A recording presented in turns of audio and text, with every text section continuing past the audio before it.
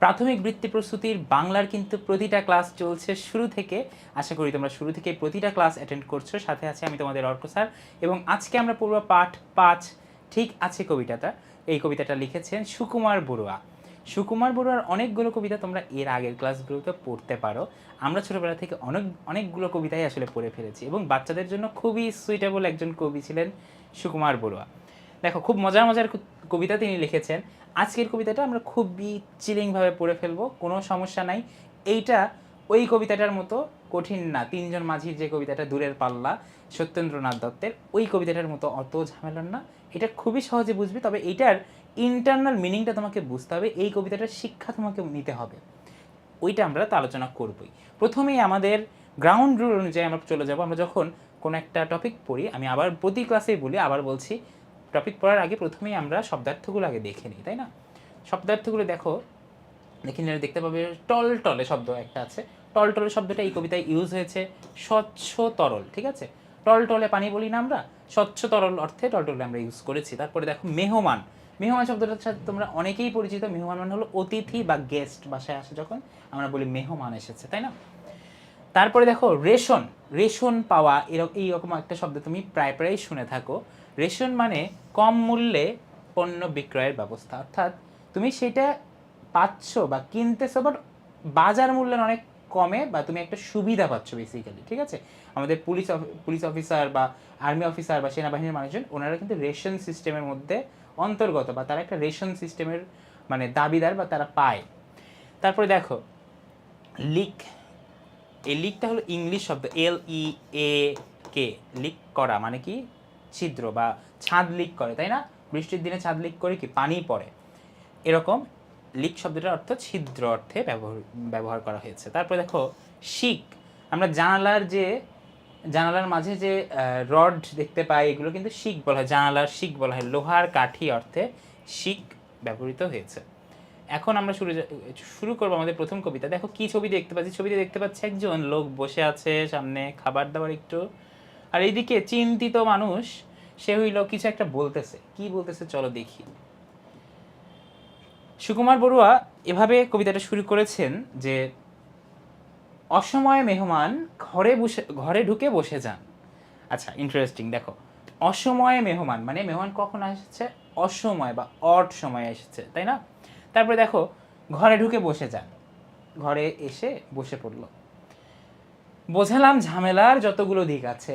মানে ঝামেলার আসলে অনেক দিক, মানে যার বাসায় আসছে তার আসলে অনেক ঝামেলা, এটা মেহমানকে বোঝাইলো সে। তিনি এসে বললেন ঠিক আছে ঠিক আছে। মানে তিনি বেসিক্যালি কি বলল? আচ্ছা, এখনই আমরা জাজ না করি, আমরা হলো পুরো কবিতাটা পড়বো, ঠিক আছে? মেহমান এরপরে কি করে? এরপরে দেখতে পাচ্ছি বলছে যে, রেশনের পচা চাল, টলটলে বাসি ডাল, থালাটাও ভাঙাচোরা, বাটিটাও লিক আছে। খেতে বসে জানালেন ঠিক আছে ঠিক আছে। কে জানালেন? মেহমান জানালেন, ঠিক আছে?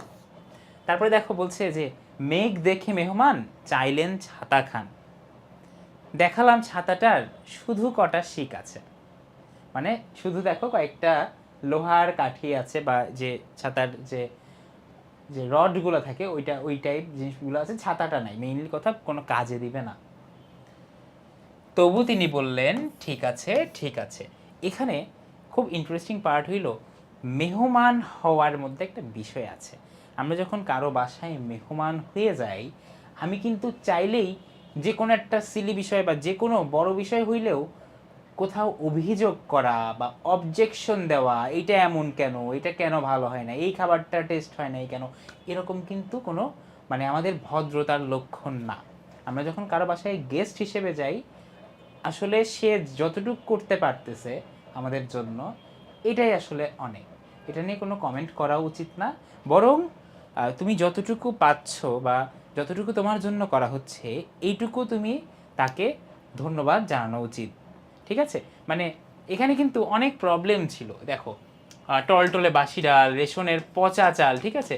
মানে ওনার হয়তো কোনো কারণে ওনার বাসায় ভালো অ্যারেঞ্জমেন্ট উনি করতে পারেন নাই, তবে মেহমান কিন্তু এটা নিয়ে অবজেকশন জানায় নাই। উনি বলছে, খেতে বসে জানালেন ঠিক আছে ঠিক আছে, মানে উনি ওইটা কর্ডিয়ালি বা একদম হার্টফুলি অ্যাকসেপ্ট করে নিল। সো এইটা বেসিক্যালি কবিতাটা তোমাদেরকে একটু বিনোদন দেওয়ার জন্য বইয়ে দেওয়া হলেও এই কবিতাটার শিক্ষাটা কিন্তু অনেক বড়। তুমি যখন কোথাও গেস্ট হিসেবে যাচ্ছ বা তুমি যেখানে মানে অনেক ক্লোজ সার্কেলের মধ্যে না, বা তোমার ফ্যামিলির মানুষজনের সামনে হলে তো আলাদা বিষয়, ফ্যামিলির মধ্যে হলে, বাট তুমি যখন নিজের ফ্যামিলির বাইরে বা নিজের ফ্যামিলির মধ্যে হতে পারে বা অন্য বাসায় যাচ্ছ, ঠিক আছে, কোনো আত্মীয়র বাসায় যাচ্ছ, কোনো একটা ঝামেলা হতে পারে, কোনো খাবারের লবণ কম হতে পারে, কোনো খাবারে চিনি বেশি হইতে পারে, চায় একটু চিনি বেশি হইতে পারে, বিস্কুটটা তোমার মজা না লাগতে পারে, এটা কখনো মুখের উপর বলতে হয় না যে এই জিনিসটা তো ভালো হয়নি। এটা তাকে হার্ট করে বা সেও কিন্তু কষ্ট পায়, কারণ আলটিমেটলি তোমার জন্য সে এত কিছু আয়োজন করেছে। এত কিছু বলার কারণ এটাই, কবিতাটা পড়ার পাশাপাশি তুমি যেন এর শিক্ষাটা তোমার মধ্যে অন্তস্থ করতে পারো। হ্যাঁ, আমরা তো শব্দার্থগুলো দেখে ফেলেছি আগেই। এদিকে দেখেন কয়েকটা বিপরীত শব্দ আমরা প্র্যাকটিস করে ফেলি। একটা উদাহরণ হিসেবে দেওয়া আছে যে অসময়, এটার বিপরীত শব্দ হলো সময়, তারপর ওইটা দিয়ে বাক্য তৈরি করেছে, ঠিক আছে। ঠিক, ঠিকের বিপরীত শব্দটা কী হয় বলো? দুইটা হইতে পারে, একটা হলো বেঠিক আর একটা হলো ভুল, তাই না? তুমি যেটা দিয়ে করবে ওটা দিয়ে বাক্য রচনা করতে পারবে যে আমার উত্তরটা ভুল হয়েছে। তারপরে দেখো হেসে, হেসে যেহেতু এখানে একার সহ আছে হেসে, তুমিও যখন বিপরীত শব্দ লিখবে তুমি লিখবে কেঁদে, ঠিক আছে, কয় চন্দ্রবিন্দু কিন্তু কেঁদে, কেঁদে। আর এখানে ভুল দিলাম। তারপরে দেখো পচা, পচা ভালো। আর ঢোকা,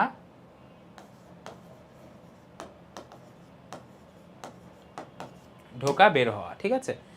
এরকমভাবে বিপরীত শব্দগুলো লিখে এটা নিয়ে তোমরা নিজেরা একটা সামঞ্জস্যপূর্ণ বাক্য তৈরি করবে। প্রশ্নের উত্তর বলি ও লিখি। আচ্ছা, আমরা যেহেতু আপাতত লিখতে পারছি না, আপাতত আমরা বলি। মেহমান কথায় কথায় সব কথাতেই কি বলেন? মেহমান সব কথাতেই বলেন ঠিক আছে, ঠিক আছে, ঠিক আছে। লোকটির সংসারে কি কি ঝামেলা আছে? সংসারে ঝামেলা অনেক কিছু, সেগুলো সবগুলো বলা হয়েছে। তার চাল হলো রেশনের পচা চাল, তার ডাল হলো টলটলে পানির মতো স্বচ্ছ, তারপরে তার যে থালাটা এটাতেও কি ভাঙাচোরা, বাটিটা যেটা সেটাতেও লিক আছে, এরকম অনেক কিছু ঝামেলা, সবগুলো মিলিয়ে তোমার একটা উত্তর কিন্তু তুমি রেডি করবে। কবিতাটি পড়তে কেন মজা লাগে? কেন মজা লাগে? কারণ তুমি এভাবে বলতে পারো যে এত কিছু সত্ত্বেও মেহমানের যে নির্বিকার একটা ভঙ্গি, এটা সিচুয়েশন মানে যে পরিস্থিতিটা তৈরি করে এটা বেশ একটু রসাত্মক একটা পরিস্থিতি, তাই না? যে অনেক প্রবলেম, মেহমান বলছে আচ্ছা ঠিক আছে, সমস্যা নাই, কোনো সমস্যা নাই। কবিতাটি নিজের ভাষায় লিখি। কবিতাটি কি হয় এইটা একটু নিজের ভাষায় বর্ণনা করবেন।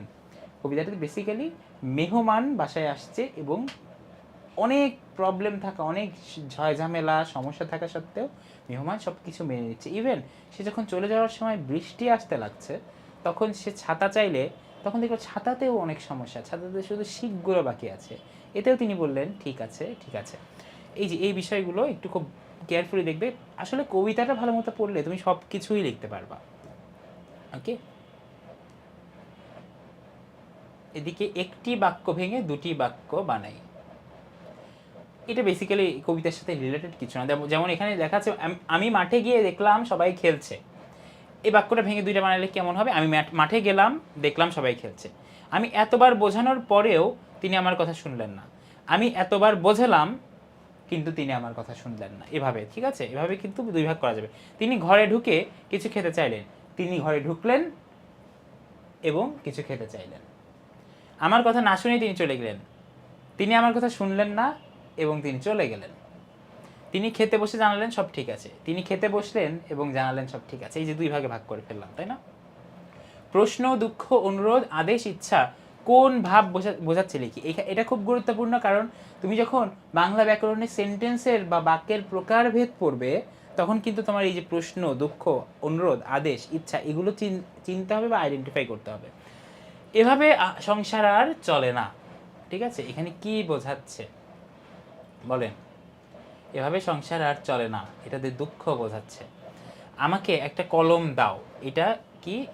এটা আদেশ বা অনুরোধ বলতে পারে। এটা আসলে অনুরোধের মধ্যে পড়ে, ঠিক আছে, আদেশ না। কলম চাইতেছে বা বড় করতেছে। তোমার বাড়ি থেকে বিদ্যালয় কত দূরে? এটা একটা প্রশ্ন। এক্ষুনি চলে যাও, এইটা হইল আদেশ, ঠিক আছে, ওইটা আদেশ না, ওইটা অনুরোধ ছিল। আমার যদি একটা সাইকেল থাকতো, এটা হলো ইচ্ছা। এই যে দেখো কত সুন্দরভাবে মজায় মজায় ঠিক আছে বলতে বলতে আমাদের পার্ট 5 ঠিক আছে কবিতা বাই সুকুমার বড়ুয়া এটা কিন্তু শেষ হয়ে গেল। আমরা নেক্সটে পড়ব পার্ট 6 সুখ আর দুঃখ দক্ষিণারঞ্জন মিত্র মজুমদারের। সামনে আমাদের আরও কিন্তু ইন্টারেস্টিং টপিক আসছে। আমাদের ইংরেজি ক্লাসগুলো শুরু হয়েছে। ইংরেজি ক্লাসগুলো কি করেছো? যদি না করে থাকো ইউটিউবে গিয়ে এখনই আমাদের প্লেলিস্টটা খেয়াল করো। প্লেলিস্টে সকল ক্লাস গোছানো আকারে তুমি কিন্তু পেয়ে যাবে। ভালো থাকো সবাই, সুস্থ থাকো। যে কোনো প্রবলেম কমেন্টে জানাবে। আর যোগাযোগ করতে চাইলে অবশ্যই আমাদের পেজে মেসেজ দেবে অথবা মেসেজ করবে আমাদের হোয়াটসঅ্যাপ নম্বরে। ধন্যবাদ সবাই, ভালো মতো ক্লাস করো, পড়াশোনা ভালো মতো করো। তোমাদের সকলের জন্য শুভকামনা। ধন্যবাদ।